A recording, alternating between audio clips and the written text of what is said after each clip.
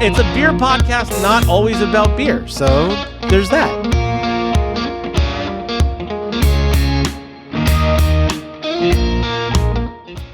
All right, welcome to Florida's Drinking Report, brought to you by Sailfish Brewing Company. I'm your captain, Dave Bushea, joined again by the fabulous Brian Tonnessen. Hey-o. And our guests today, Nick Bischoff and Mike Sturgis. Thanks for being on today, guys. Yeah, Awesome. Great to be here. Stoked. Yeah. Coming to you live again from Sailfish Vero Beach location. The best. The best. So, guys, Drinking Report, what are we drinking today? Well, Dave, spoiler alert, we're at Sailfish Vero. So here we are with Sailfish beers. I've chosen the greatest, the Oktoberfest. Yep. Seasonal beer was episode 1.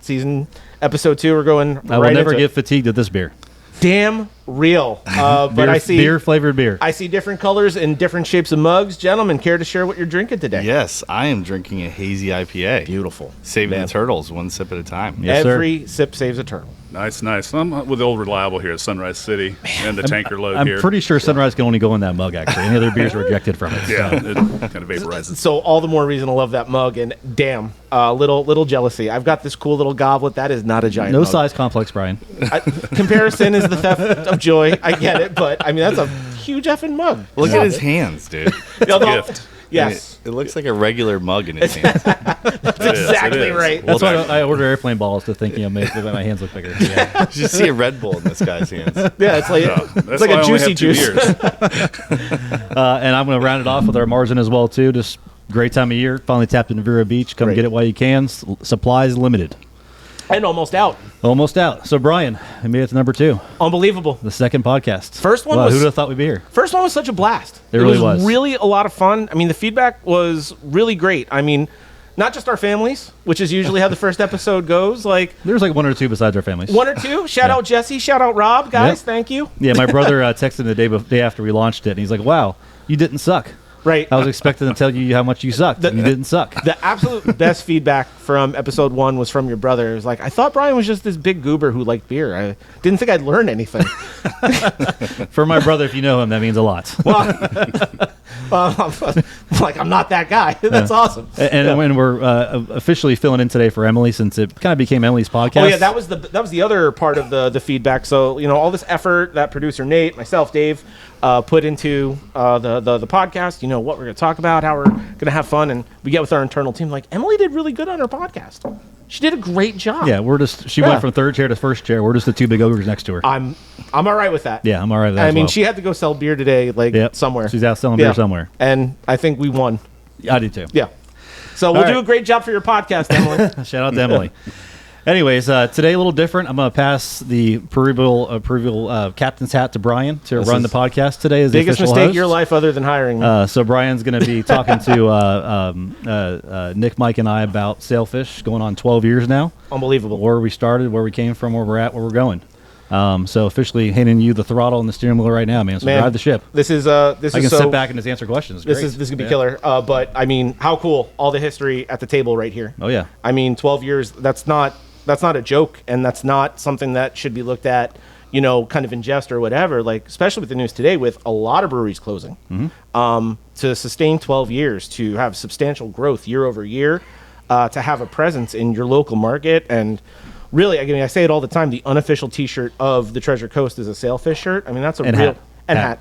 and hat too. Yeah. Well, the hats don't fit my Oh, mutant yeah, head, gotcha. so yeah. But to that end, it's unbelievable, and I think really sometimes it's real special that all of us are under the that roof right now. Oh yeah. That Doesn't usually happen as often as it should. It's typically Nowadays. anniversary parties, Oktoberfest, and it's like it's people are excited to see you guys at those events. You see it, It's really like they're coming up and saying, "Congratulations, 12 years! You guys come with the wallpaper." So, $1 billion question: how do you guys know each other? Yeah, that goes Because back that's because 15 plus you years. founded this company, you did all these things. It's not like you guys just met on Craigslist. Do you know what So I'm saying? I use the analogy of the Russian doll effect earlier. Okay, Like it yeah. started with Nick, it kind of like a domino effect from this way, more or less. But Nick and I used to work together. So it went from Nick to Dave to Mike. And I'll turn it over to Nick to kind of start it since he kind of I think the whole thing kind of started with me and one of my best friends, Philip Bush, talking about just the fact that the Treasure Coast needed a brewery. Right. So when that conversation started, we started talking about it, and then he moved on to being a an owner in Southern Eagle. So with the whole Tide House evil, it kind of, it took him out of the equation. Right. And somebody really smart told me to surround yourself with really smart people. I was working with Dave. He was transitioning a job to me. We were both at a big construction company. And I just knew he was probably one of the smartest people I've ever met in my life. So weren't you wrong? I walked in his office and I was like, "Hey, you want to start a brewery with me?" And he's like, "Are you kidding me?" That simple. He's like, "Absolutely." So kind of that's where the journey started. But man, what a path. I mean, what a journey it's been. Fast forward to that, so same thing, carrying forward the torch Nick passed on to me. Literally did the same thing to Sturgis here. Right. Walked into his office one day, said, "Hey, do you want to be part of a brewery that Nick and I are starting up?" I was like, heck yeah, man. Sign me up. So that the waterfall effect was pretty much, reciprocated down to Mike. So it's legit Russian doll. It's It is, like, yes. yeah, or Yep. like, one of the reverse pyramid scheme. There you go. I think that's accurate. Upside down pyramid. Yeah, and then as far as the name Sailfish, which is kind of a crazy story, but my mom had bought me a signed Guy Harvey photo or painting for my graduation, and we were just kind of spitballing names, and I just saw it. I'm like, there's no way that there's not a Sailfish Brewing Company somewhere in the world, and I couldn't find it, So I'm like, "Dave, what do you think about Sailfish?" He's like, We bounced around a lot of other stupid names too. Yeah. So that's really what about. Cantown was one of them. Oh my God! Yeah, if you don't mind just spitballing some of them, because that's a grander part of the story. One was Inlet Brewing Company, I believe. Inlet that was one. Got some That traction. definitely taken. Yeah, Definitely that was well, not at the time. Yeah. Oh yeah. Fran had it. Yeah. And those are probably the ones I really remember at this point. I just Yeah. remember Cantown was pretty, because that's Fort Pierce was, Yeah. Right. that was like the old name for Fort Pierce.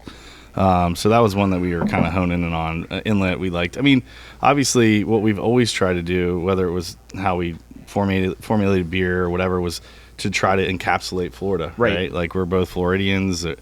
We're born and raised. all three of us Floridians. Yeah. So, it's in the beginning, it was just, how do we encapsulate it? And, it's a state fish. It's, I think it's one of the most iconic, fun fish to catch. Right. We're all fishermen as well. So it just kind of transcended, Sturgis's family's been, in the Treasure Coast longer than all of us. Yeah, how long has your family been around here, Mike? I was like the fourth generation now. So what does that mean? Back to like 1901 or I think before like Civil War came era? through. Yeah. It's been a while, man. Yeah.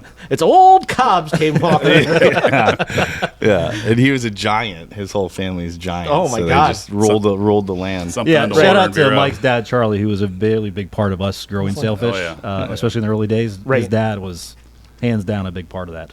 So the other iconic thing about Sailfish, other than the name, because the name is unbelievable, what about that logo? Because that's sometimes one of the most important things when you're building. And I often say that's the hardest part when you're trying to put together something special.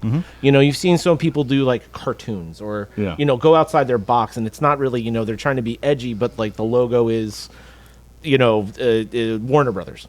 So how do you come up with that logo, or how does like the beats of that Pretty happen? sure we're in the back alley of the Stamp smoking cigarettes at the time and talking about logos. So not a romantic story. No, so the big thing was that obviously we're both big fishermen. Right. I've been a part of the Bill Fish Foundation forever, since I was a little kid. So the release flag for Sailfish is obviously what we kind of honed in on. Right. And we wanted to clean it up, and kind of the way that it kind of looks like it's waving in the wind. Right. So we entrusted Our old marketing assistant that we did worked on presentations when we were working the big.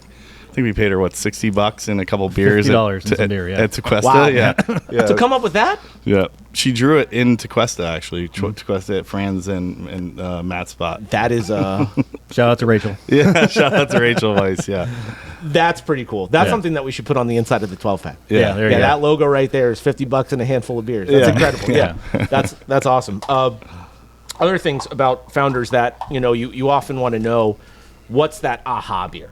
Like, what's that? Like, it's one thing to walk into Mike Sturgis's office and say, "Come on, dude, we're running a brewery now. We're starting a brewery." But there's got to be that one beer. I often think like Gene Mueller from Flying Fish. He had an Anchor Steam, and he wanted to make beers like that in the New Jersey area or the big one, Sam Calagione gets a Sierra Nevada. This is how beer nerd I am. I even know the bar. It's called Nacho Mama's in New York. He had a Sierra Nevada beer. And he's like, these are the kind of beers I want to drink for the rest of my life. So what was that beer for you guys? Like, because, I mean, at the time, you really didn't have stellar options. I mean, it was very minimal. Yeah, and kind of goes back to why we started a brewery, to Nick's point earlier, right. Not having access to a lot of different beers beyond the macro brands down in this area. And, you know, for me, it was Green Flash. Okay. West Coast style IPA. That's kind of what got me there. So Man, and you can kind of get that Green Flash with Sunrise City. Like a little bit of that. Yep. Any others out there? Any sort of like... Magic Hat, they had that series going around for a while where they had the variety pack? The variety pack with the stouts. I can't remember what they called it. That was really good. Give Steve a call. Steve Gringard. Yeah, he'll probably know what it is. Yeah. No, so just Magic Hat, not like anything particularly local, or maybe it was like the local scene wasn't necessarily coming up to what you guys were expecting, or...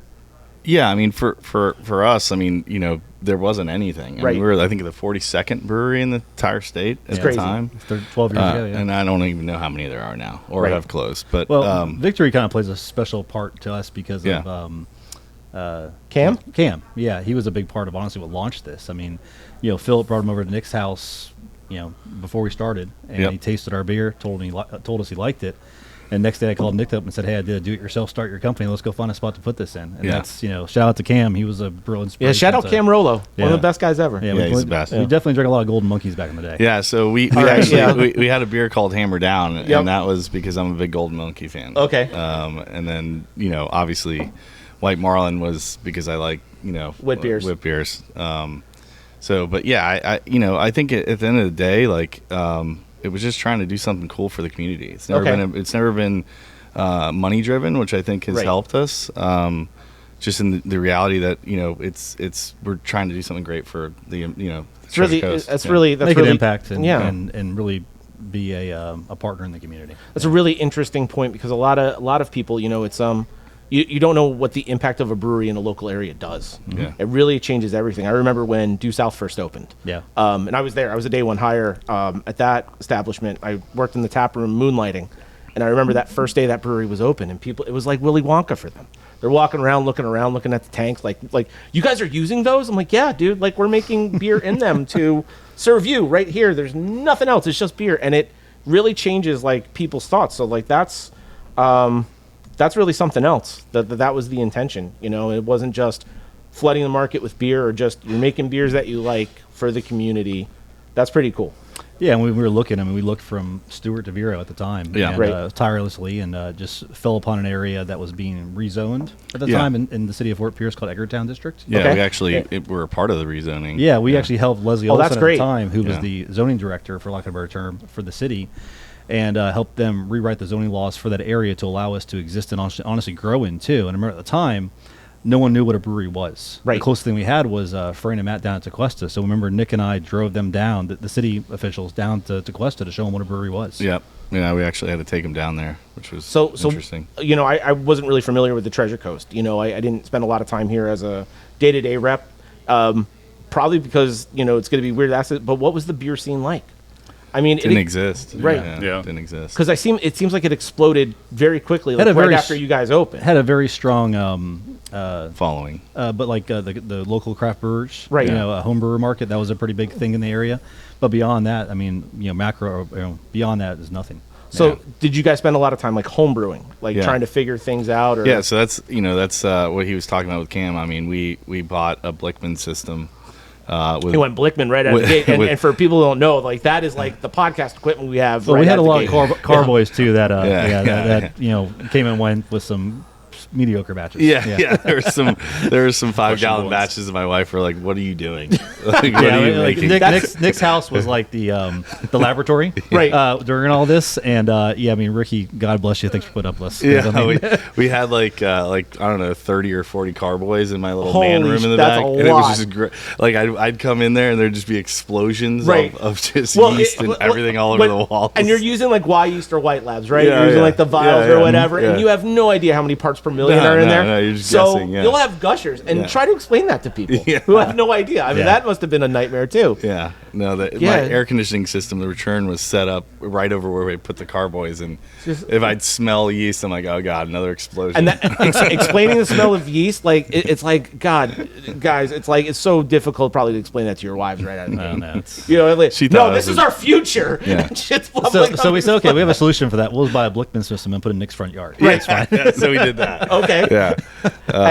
It was just the crazy thing is it's not it's us us three plus a couple other guys, but at the end of the day, the people around us were just so amazing. Right. Like my wife, Mike's wife, Dave's, everybody was there to support us. That's great. Through the process, and our families, my parents, Mike's parents, just everybody, my so uncle, much support. it just everybody kind of rallied around us because they could actually see the passion in our eyes. It's all it was real. Right. It's got to be like really exciting for them too. Yeah. You know what I mean? And that's a large part of it too. But with that excitement does come hurdles. Yeah. And certainly being one of one, for the area, what were some of the major hurdles that you guys had to come across in that, certainly the beginning, but as you continue to grow? Yeah, I mean, over the years of growth, it just different hurdles as you grew. But I mean, starting out, being able to brew enough beer for our tap room in Little Fort Pierce that we had originally. And, I mean, we started out with our conicals were plastic.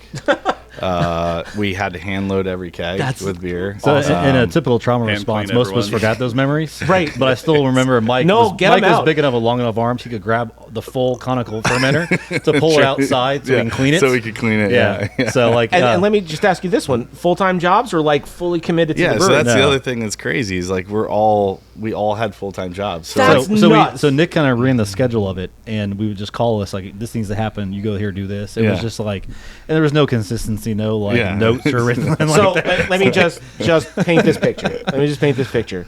You have full-time jobs. Oh yeah. Okay, married, children, the whole darn thing. Okay, you're brewing out of a Blickman into plastic fermentation vessels. Okay, that we jerry rigged deli case coolers with those little Johnson control units. Right. Yeah, so we could control temperature. So you guys would be off at your job, and like all of a sudden there's we got a blow over, or whatever, or it's like you guys were actually brewing at the same time too. Yeah. Like taking brew shifts. Yeah. Mm-hmm. Talk about that. Yeah. I mean, that's not just a nod. That's crazy. A normal day in our life would be we'd work from 7 a.m. till 5 or 4:30 on the job site, right? Okay. Because we're all project managers. Okay. Or Dave would be in the office because he was a bigwig executive. Okay. and we literally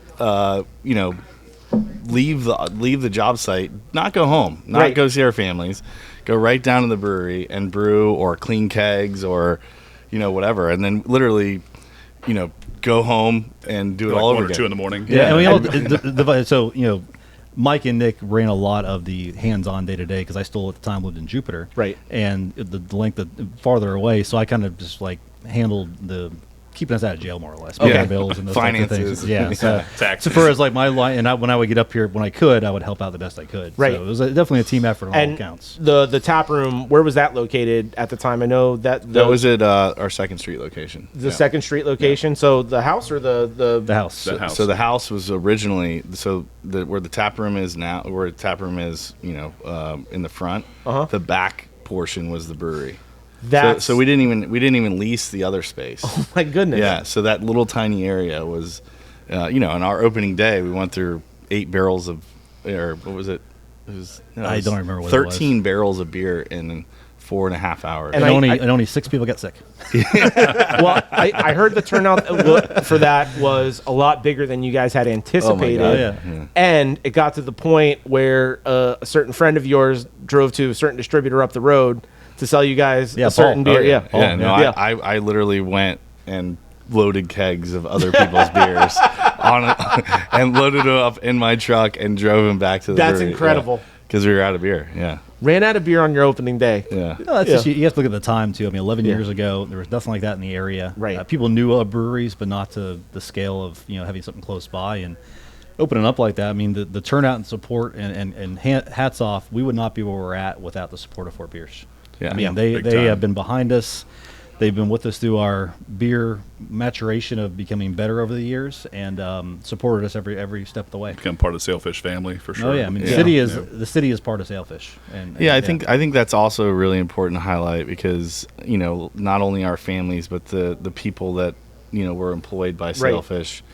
Al Beltran was amazing. Kevin Storm really took us from home brewers to a commercial because he came from Asheville Brewing Company. Right. There's just a lot of guys to acknowledge. Fran and Matt were huge to us. Matty Cox was great. It's a really cool community of people, right? Because the focus is like we all need to make great beer, right? So if you have a bad brewer making bad beer, that changes that drinker's perspective of craft beer, especially that time in Florida too, where you're just introducing people to craft beer. If their first craft beer is bad, that turns them off in general. Yeah, they're done. They're just going to go back to macro. That was always a question I always get asked, or we'd always get asked about. Are you worried about more breweries moving in the air? I said no. Like bring them all. Destination. Let's have as many breweries as possible, but it's got to be good beer. Yeah, I mean we're critics and. We give our opinions, and if they don't want to hear it, then we don't. But we got to pay forward what Fran did for us. That's awesome, which him and Matt were instrumental. And you talk to those two, they have some great stories about us during those early days, especially Matt and Fran.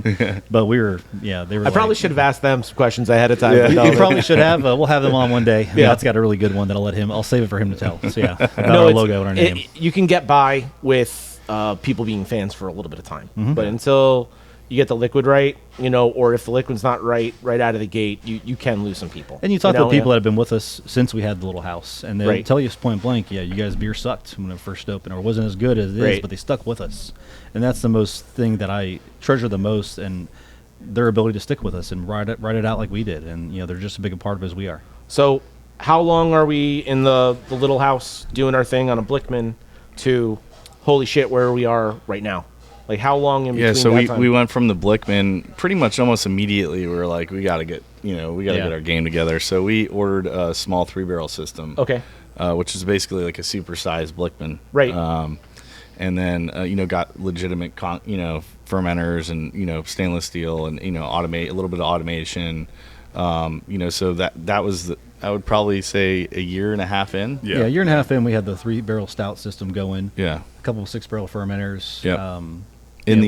So on like across, right. So we decided we need to take over the entire property. So the building next door we took over, made that the brewery. Then it took the existing building we're in and made that more seating. Okay. Back, Perfect. And then hiring a brewer at that point, or so we brought Kevin on kind of concurrent to that. Yeah, it was like just after a year, I'd say. We were searching, but it was hard to find people. We were interviewed a bunch of guys because again, you want to make sure that they understand the culture. Had to be a huge challenge at that time too. Yeah, because it was just a hard person to find. The unfortunate thing too, we still had to work our full-time jobs. So there was no choice to keep this thing going. We had to keep working. It just wasn't that was the way it was. So to keep stay married, to not have a heart attack, not die. All of that. Dave would be like, "Hey, I think we're $10,000 short. Who can we ask for that?" Pretty much, yeah. And right out of the gate, were you guys in distribution? Like, was that something that was a priority for you right out of the, because I think the main focus initially was just to make sure we had great liquid. Okay. Right? So once we got to that point, obviously distribution was, everybody was trying to pick us up and, wanted to carry our beer. But, until we really felt comfortable with the liquid, we just didn't really focus on that. Yeah, it was probably 3 years in we started actually sending some kegs to Southern Eagle at that point. And that was maybe 20 kegs every other week, Yeah, I mean, obviously that relationship has been amazing. Right. They were such huge supporters. Great, try our beers. What do you think? How do you think this is going to be in the market? What do you which beers should we focus on? Should we, when you come from the home brewing side and you're trying, you think, oh, well, I need to have 37 different types of beer. Yeah. Right. Well, when you're in distribution, obviously we know that's not, that you're not going to get that kind of coverage. You're not going through the AleSmith and like, hey, they do need a peppercorn rye bomb. Yeah, exactly. Have I got a beer for you? Right. Well, speaking of beer styles, I in my current position, I'm privy to the entire book. I do the item catalogs in the VIP, all those things. And there's some stuff in there. I'm like, what the heck is that? Yeah. So what were the things you guys were coming out of the gate with? You know, I know Sunrise City, we're celebrating 10 years of Sunrise City this year. We're clearly not in that space from the time that you guys were open. I know Sunrise was a late bloomer to the party. What were some of the beers that you guys rolled out with or were like really proud of right out of the gate? You know, I always kind of use the analogy of calling White Marlin the gateway drug to craft beer. Right. That was the first beer where, one of the beers Nick liked, it just resonated with the area. It was a good transition beer for people to get into craft beer at that time. And that was like what got people hooked initially. And that was our, quote unquote flagship the first couple of years, honestly. Yep. Yeah, I mean, Tag and Release. Yeah, Tag was after that as well too. Well, I see this Billfish Pilsner, and I don't know, like I'm a big Pilsner guy. Like what was the impetus behind that one, or things of that nature? I mean, there was so that goes back probably about 4 years ago. It's all about timing. So that wasn't a flagship. That wasn't out of the gate. We just had an idea to do a Pilsner. We thought the timing was right. It was not. Right. And we just did it for a little bit and then pulled back from it. Any major homebrewer-esque mistakes coming out of the gate? Because that's a lot of breweries do that. They'll do like their Pop-Tart sour, and it's neither Pop-Tart nor sour or popular. Like what's something that you guys was a swing and a miss when those first times were opening? Coco Loco. Yeah, I forgot that one. That put me and Danny Horton, who's not here, who was also part in the beginning. We went back to his house and literally threw up for like I don't even know how many hours. It's a nightmare. It was a disaster. What was Coco Loco, if you don't mind me asking? So it was like a coconut. It was like coconut infused like triple. Oh no! Yeah. And I don't know. 9% in coconut. I don't know everything is masked. We didn't anticipate how much sugar was in the cocoa water that we used or whatnot, but it just did not ferment properly. Okay. And there was just. I think we didn't get to like the yeast to like let loose of toasted coconut chunks that were in there, too. So that one was that was early on. That was probably the first 7 it was a one and months. done. Yeah, and I know at the time we might need to bring that one back though. I don't know about that, man. the right. Let some memories fade on that one a little longer. That was a suppressed memory. And then the other side of that coin, during that time, I remember there was such a major like push for these 12% stouts aged in bourbon or rum barrels or things of that nature. I know there's a handful of bottles currently at the brewery, but was that something that you guys were really looking to do, or the market was asking for, or your fan base at the time was really into? Like it's always difficult to like not ride that wave when you're a new brewery. Yeah, I mean it's we never fully got into that head first diving in. We really kind of going back to the reason of not just making craft beer, but craft beer for Florida. Right. We try to stick to the more sessionable, lighter beers. I should say lighter, but more honing our consistencies and not deviating too much on that heavier, stronger beer, more or less. Yeah, we'd always let obviously when you have a brewer, you want them to stay creative, right? And I think it's important, and so that's the ones you're talking about. I mean, that's our guys, being able to do what they want to do. So Kevin's deal was his claim to fame was his porter, right? That he made? Yeah. You kind of brought that into the fold. Yeah. For you had us. a United Nations of like different styles. People could walk into the brewery and expect something different every time they walked in. Yeah, and then Dave Cavazzini just rose out of that. I mean, he worked with those guys, primarily Al, and now Dave's been with us almost 8 years at this point, and he's our head brewer, and the guys just self-taught, dialed in, and just he's the reason our beer is where it's at. Yeah, it's incredible. So the original vision, we got a good picture of that. What the original vision was. Does that align with where we are currently? Like what you guys see from then? Did you expect Sailfish to be where it is right now, or where did you expect it to be, or what track are we on? I mean, the industry's changed a lot, especially in the past 5 years. But since we started 11 years ago, it's changed dramatically with the amount of craft beers that came on the scene. I think staying true to where we're at and where we intended to go with it was just being true to ourselves and not sacrificing quality over anything. And just kind of the analogy, like Novocaine, just give it time, just keep doing the same thing, and just the good things will come. And we've just been very fortunate, like Nick alluded to, with Southern Eagle having, Southern Eagle and the city of Fort Pierce are the reason where we're at, right? And having good partners with that, doing the right thing, and just staying true to who you are. And I don't know if that really answers your question for the vision, but and Nick maybe add a little bit more to that. Yeah, I think if I was to say what I thought about the second I was looking at that Guy Harvey photo relative to today, right? The goal was always to make a difference and to make an impact on the local community and environment, and I think we've done that. That's awesome. So, to me, I think we've succeeded in that. Dave's an amazing CEO, and we're all blessed to have him. The whole, every employee is blessed to have him. But again, that was the goal, right? The goal was to conquer the Treasure Coast, and give the Treasure Coast a good quality local beer that they could be proud. Like, that's awesome. I hear that all the time, and that's what gets me excited, right? Is when I hear people that are just really proud of what we've done. You know, like when I hear that, and I hear it all the time. And that's really cool, and that's really all we were looking for, right? Yeah, setting the standard. I mean, we're the standard people are measured against. Yeah. Not to be too egotistical about it, but I think we've reached that point. Yeah. And Mike, I mean, it's just one of those things. You were there pulling the plastic conical out. Like, are we still on that track to? We're still that brewery, or we're a lot more efficient now. Okay, I have to say. That's awesome. A little bit. Yeah, it was a little archaic, and it was very time consuming back in the day. I love how automated we are now. Yeah. Everybody seems to love what they do. Very efficient.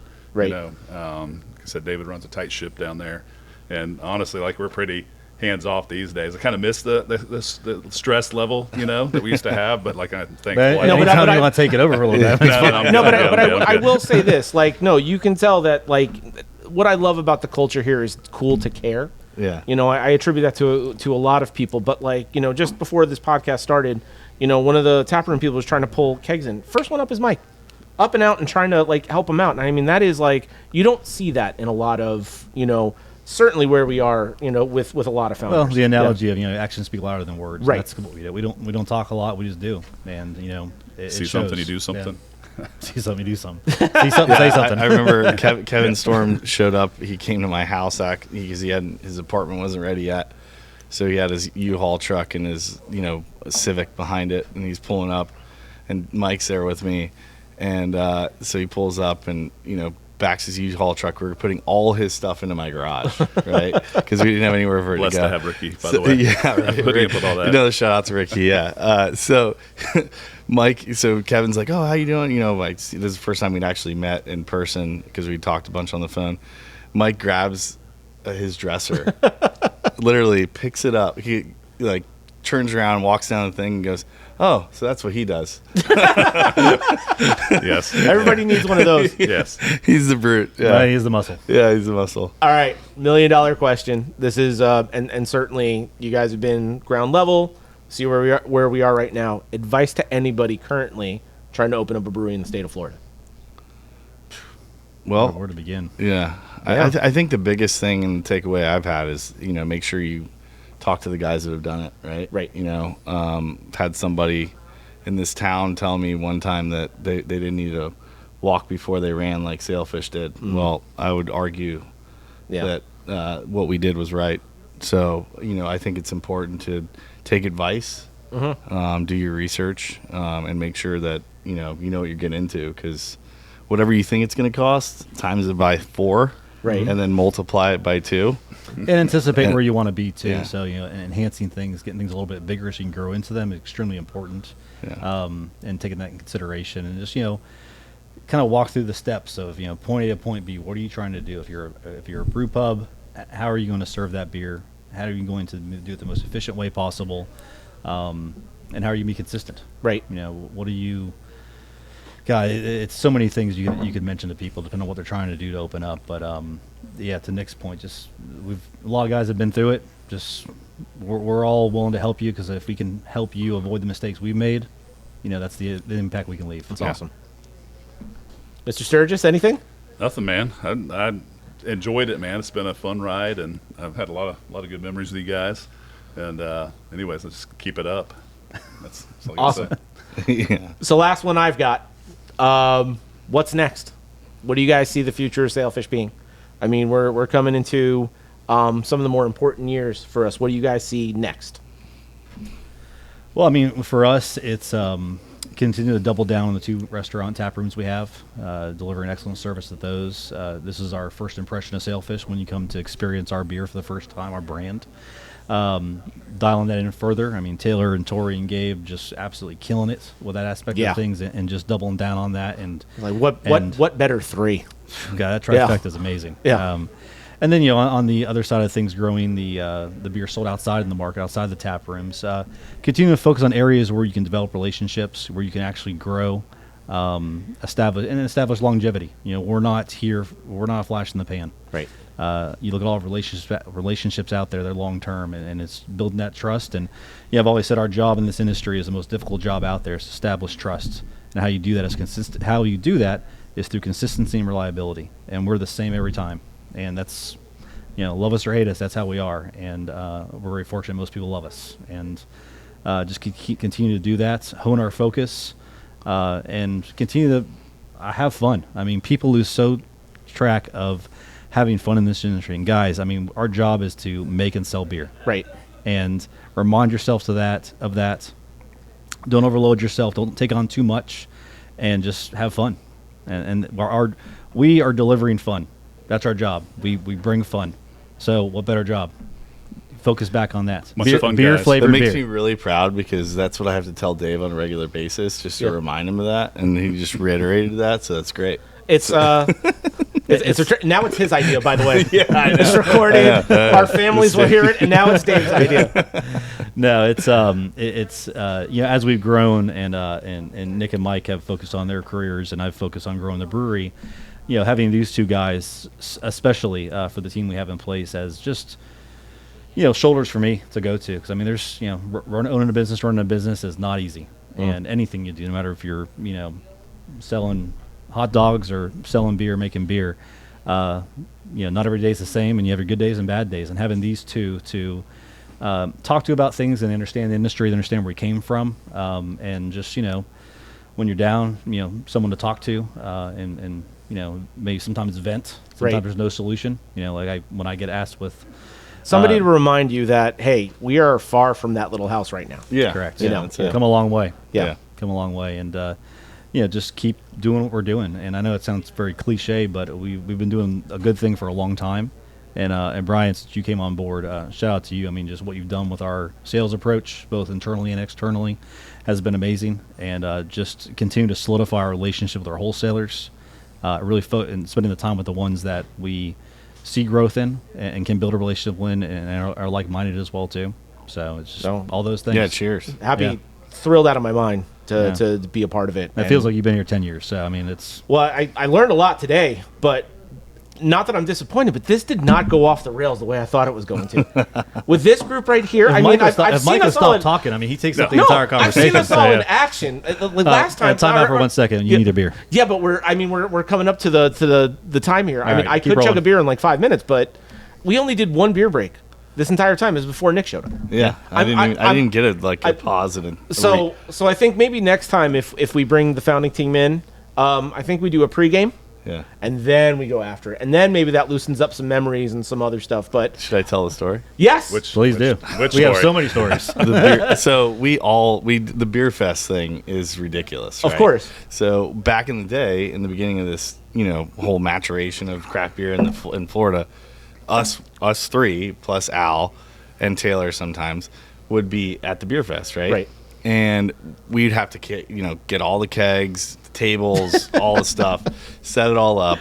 We love beer fest. Yeah. No, we do. Yeah. But we've been to 70 million. You've been there, yeah. I don't even know the number of beer fests we've been In to. the beginning, you're psyched to do them. By like year 3, you're like, get me out of here. So the Space Coast, the guys at Intercoastal do a great job. But Fran's, Field of Beers, and then the Jupiter Beer Fest has always been a great, one of our favorites. That's our homecoming every year. Yeah. Yeah. So we would always make sure that we were there for that. Us 3 at least were there, and so I think we need to bring that back for this year. Yeah, we should carve out time for Jupiter Beer Fest Jupiter in Beer January. Fest. Yeah, 100%. Yeah, absolutely. So the last one that we did together. Okay, this is the last one that we actually physically did together. Oh wow, I know where you're going now. Yeah. That's awesome. That's what I wanted the whole time. So we literally have the beer fest. Then we do keg stands with the beer that's left over, right? Then we pack everything up, and then we go to Dave's house, right? Yeah. Go to Dave's house, and I made a deal with Mike that anytime I pointed at him, if he had a beer in his hand when I pointed at him, he had to chug it. Oh man! Oh, it was a long night. Yeah, so literally, if anybody could handle it, Tim. If you see Mike chug a beer, it also looks like it's like a 8-ounce thing in his hand. It's like Andre the Giant holding a bottle. Yeah. So I get him completely sideways. We were all sideways. It was a long day of doing drinking. keg stands at a beer fest, of course. So then we go back to Dave's house, and we're at his next door neighbors, and still hanging out, having a great time. A bunch of people hanging out. And then we're leaving. We finally all right, we've had enough. It's been enough. And so Mike comes out of the fence, runs full speed at me like he's going to tackle me. And I move out of the way. He runs full speed into a fence, right? The fence reaction time was off. The that fence night. gives a little bit, but then shoots him back, right? Like wrestling a turnbuckle. Yeah, shoots him back and falls, right? And I'm like, I look at him, I'm like, is he all right? So I had left like 30 minutes before he's that. already So in his I house, was already in bed, getting ready to go to sleep. And I hear Nick banging on my door. And I come out there in my underwear, and he's holding Mike up. And I'm like, there's blood. I'm like, oh my God, what the hell happened? I left you guys for 30 minutes. He literally was gone for like 10 minutes. It wasn't 30, it was 10. So Nick's like, all right, so Mike needs your help. I'll see you tomorrow. Dave's like, what do you do? So he like lays on Dave's couch. His head's got a little cut on it. He's got Like a gash. or a gash. Yeah, so I wrapped him in towel and everything else. And so the best part about that, do you mind if I tell the rest of the story? Just, Are you sure? Yes. Okay. We'll see. So that next morning, I wake up and I go to at the time I had a little condo there in Jupiter, the beach in Jupiter, and at one bathroom, I go use the bathroom. And Mike's in it. I'm like, "Hey man, you okay?" And he's like, "Okay."